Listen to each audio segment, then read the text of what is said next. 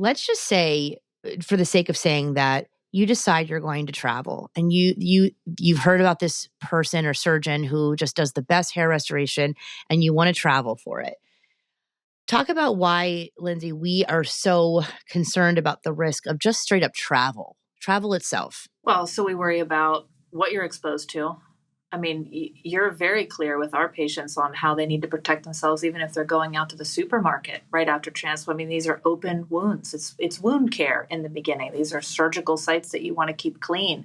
And so then I think about being on a plane or for a long time in an airport and all of the just coughing and the unknown of what you're touching, what's been on the seat before you, is that really clean, what's covering your head. There's just so many things. I mean, on the best days, I hate being on a plane. Right. I mean, I wouldn't Right. be on a plane with something that's an open surgical wound. And so I think about all of those things, and we tell people that sometimes doing less is more right after transplant. Right. I don't Right. want you to be doing a bunch of things. Right. Heal. Right. The most critical time period after your hair restoration is the first 2 weeks of healing. It is the most critical time. Yes, I want you to protect your scalp from the sun and sun damage for the first year, but generally speaking, the first 2 weeks are the most critical. And I would argue the first 48 hours are by far the most important. And when it comes to our patient population, and we do have people who travel, but we plan for that. In particular, we bandage you up after surgery, and then we don't even have you take your bandage down until you get home. But that, again, is the next day, sometime in those first 12 hours in the next day. And so because we have things we want you to do, we don't want you to be exposed out in public, but we do have sprays that we have you taking care of them. We have you relaxing at home in an environment that's controlled. And if unfortunately you travel far away to another country to have something done, my guess is one of the biggest reasons you would do that is because of the cheap cost.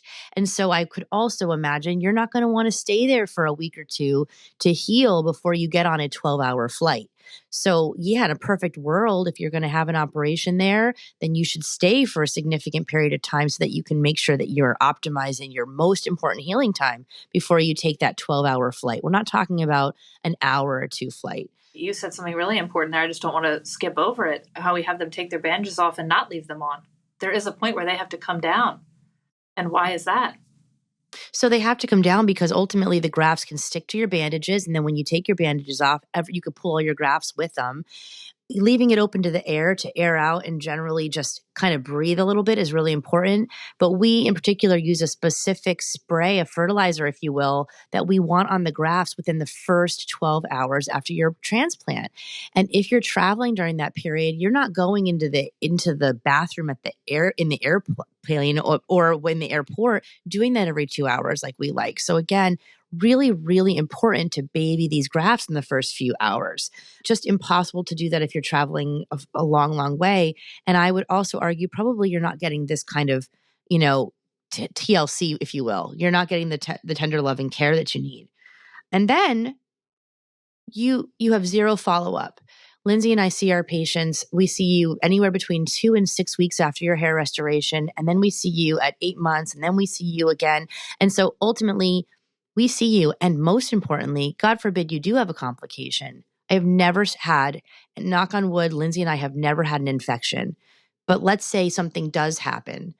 We have exposure to you if you're not 12 hours away. You don't have the ability to have that follow up with someone who's that far away, let alone get them on the phone. So yeah, sure, you can go for a surgery, but what about the aftercare? What happens afterwards?